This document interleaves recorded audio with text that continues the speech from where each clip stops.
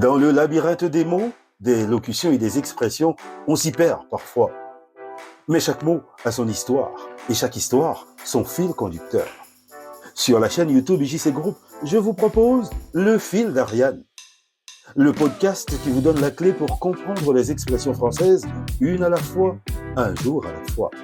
Le Fil d'Ariane, votre rendez-vous quotidien sur JC Group.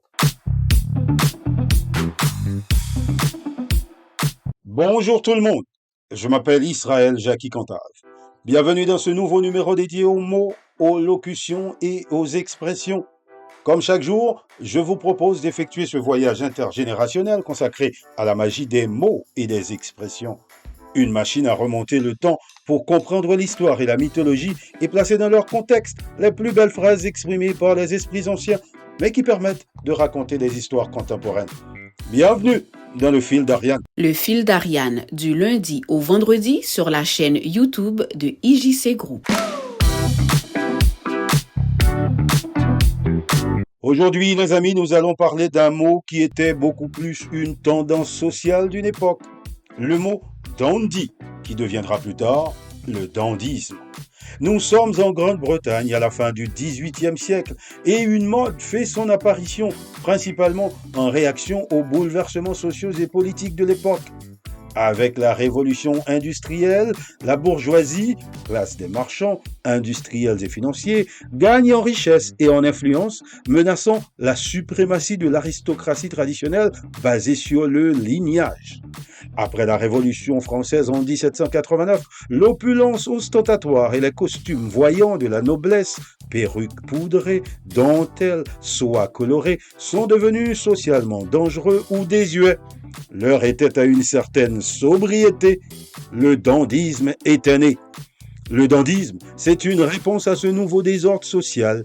Il permet à des hommes, souvent d'origine modeste ou de petite noblesse, de s'imposer dans la haute société en créant une nouvelle forme d'aristocratie basée sur le goût, l'esprit et la tenue, et non plus seulement sur le nom ou sur la fortune. Le dandysme fut ensuite exporté en France où il prit une dimension plus philosophique et intellectuelle à l'époque romantique et décadente. Des écrivains comme Charles Baudelaire ont vu dans le dandy non pas un simple homme élégant, mais un héros de la modernité qui s'élève au-dessus de la matérialité de son temps. Pour Baudelaire, le dandysme, c'est le dernier éclat d'héroïsme dans la décadence. Il est donc né d'un double mouvement.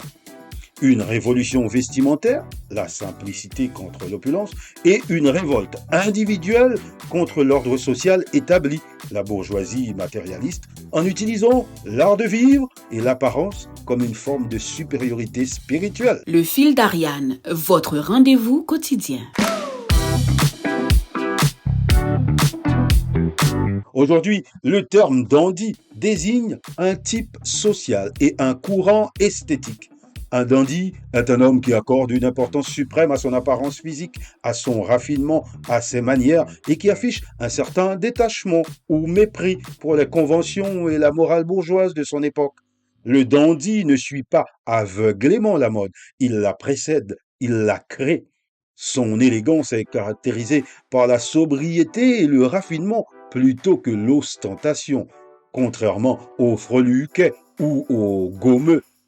Il privilégie souvent un costume sur mesure, des matières nobles et une propreté immaculée, notamment du linge et de la chemise. L'élégance est donc une œuvre d'art en soi et le dandy en est l'artiste. Le dandy, c'est un esthète, un anticonformiste. Il manifeste de l'indifférence et du flegme face au monde extérieur.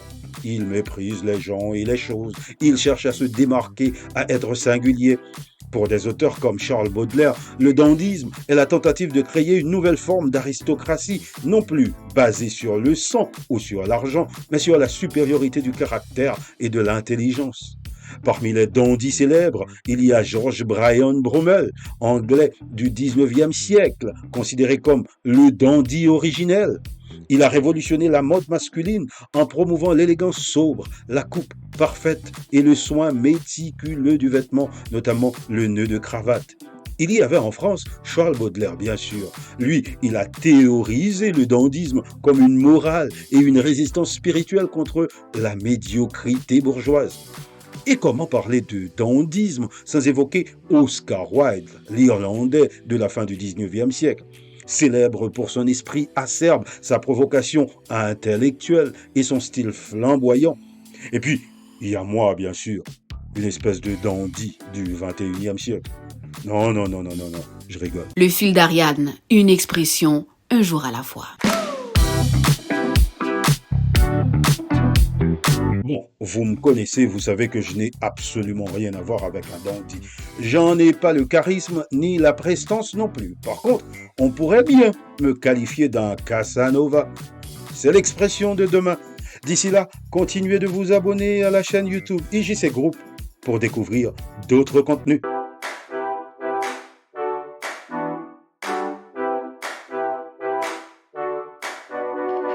Dans le labyrinthe des mots, des locutions et des expressions, on s'y perd parfois. Mais chaque mot a son histoire, et chaque histoire, son fil conducteur. Sur la chaîne YouTube IJC Group, je vous propose Le Fil d'Ariane, le podcast qui vous donne la clé pour comprendre les expressions françaises, une à la fois, un jour à la fois. Le Fil d'Ariane, votre rendez-vous quotidien sur IJC Group.